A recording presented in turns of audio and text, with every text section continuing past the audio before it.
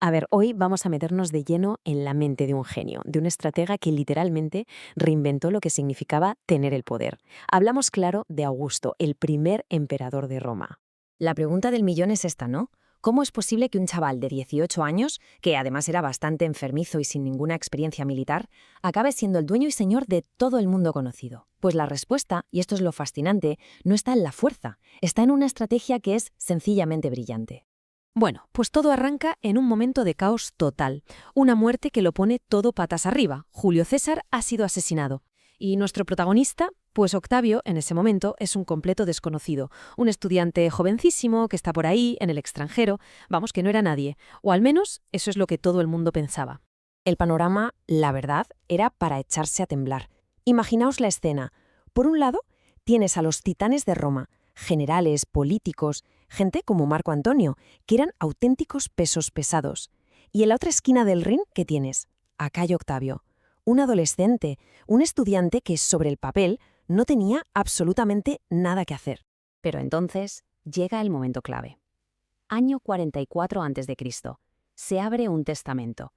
No un testamento cualquiera, claro, el de Julio César. Y una simple frase, una sola línea en ese papel, lo va a cambiar todo. Para siempre. Y aquí es donde vemos su primera genialidad.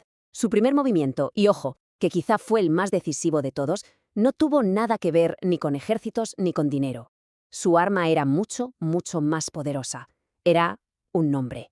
Es que hay que entender esto bien. Ser el heredero de César no era solo pillar su fortuna, ¿sabes? Era mucho más. Era heredar su nombre, que era como una leyenda. Era heredar la lealtad ciega de sus legiones, de sus veteranos. Y heredar ese halo casi divino que tenía. Octavio, que era un lince, se dio cuenta al segundo. Acababa de heredar la marca más potente del planeta. Y claro, actuó de inmediato. De un día para otro, ¡zas!, el desconocido Cayo Octavio se desaparece, y en su lugar aparece Cayo Julio César Octaviano. Un simple cambio de nombre, pero brutal. Solo con eso, las legiones, que adoraban a su antiguo general, empezaron a mirarle a él, empezaron a verle como su nuevo líder. Vale, ya tiene el nombre. Es su escudo, su estandarte, y con esa carta bajo la manga hace su siguiente jugada. Y es una jugada que ya nos deja ver de qué pasta estaba hecho, un pragmatismo frío, calculador y despiadado. ¿Qué hace? Pues se alía ni más ni menos que con sus peores enemigos.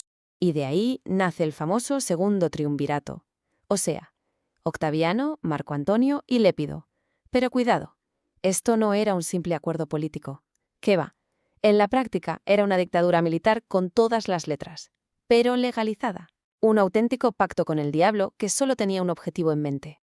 La excusa oficial, la que le contaron a todo el mundo, era vengar la muerte de César. Pero el método fue de una brutalidad salvaje. Básicamente, se dedicaron a hacer una limpieza política en toda regla. Sacaron unas listas, las famosas proscripciones, con nombres de enemigos del Estado.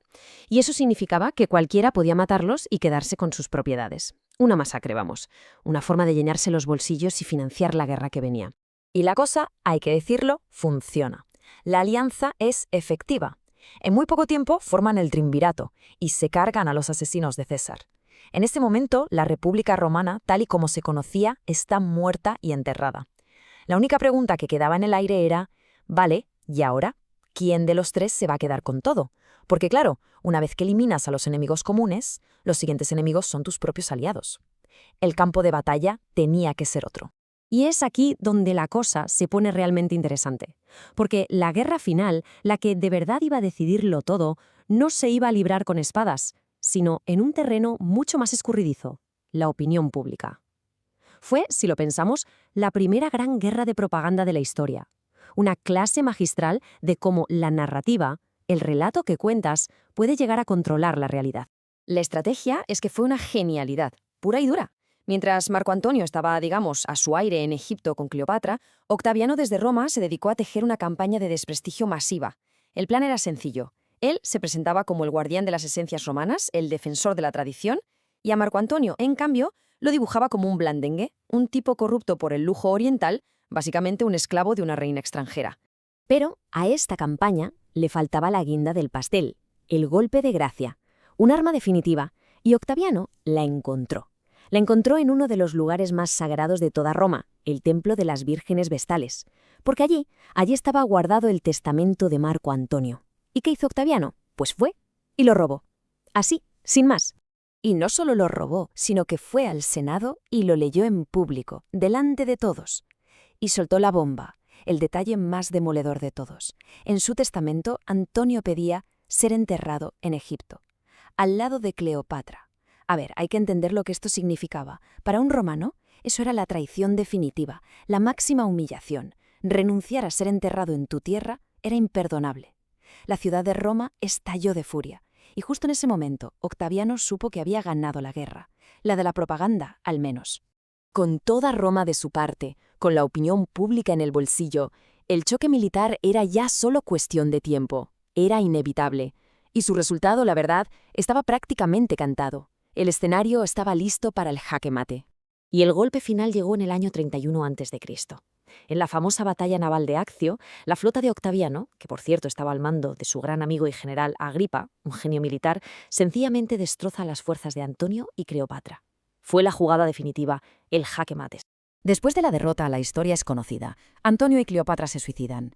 Y Octaviano no es que conquiste Egipto, no, es que se lo queda. Lo convierte en su finca particular, su propiedad personal. Y con ese movimiento, de un plumazo, se convierte en el hombre más rico del mundo. Y en el único poder que quedaba en pie. El número 1 sin discusión.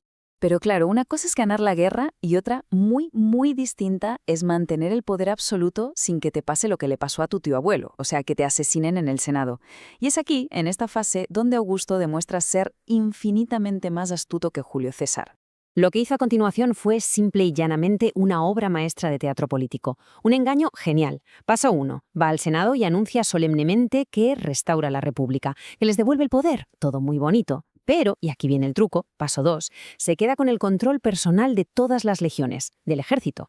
Luego, paso 3, acepta un título que suena muy humilde, princeps, que significa algo así como el primer ciudadano. Nada de rey, por supuesto. Y el resultado, paso 4, en la práctica gobernaba como un rey absoluto, pero sin que lo pareciera. Mantuvo la fachada de la República mientras por detrás tenía todo el poder. Un genio. Y con todo ese poder consolidado ya, ¿qué hizo? Pues para empezar trajo 40 años de paz y estabilidad. La famosa Pax Romana. Pero no solo eso, transformó la propia ciudad de Roma. La frase que se le atribuye lo resume toda la perfección. Encontré una Roma de ladrillo y la dejé de mármol.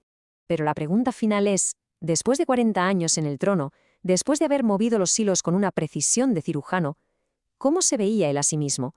¿Qué pensaba el gran estratega, ya en su lecho de muerte, de toda la obra que había construido? Pues bien, se dice que sus últimas palabras en su lecho de muerte fueron una pregunta a los que le rodeaban. ¿He representado bien mi papel en esta comedia que es la vida? Si es así, aplaudidme cuando salga de escena. Una frase final que lo dice todo, que nos presenta su vida no tanto como una conquista, sino como una actuación, un papel interpretado a la perfección durante décadas. Un actor que nunca, jamás, se salió del personaje, y que nos dejó para siempre con la duda de dónde acababa el hombre y dónde empezaba la leyenda.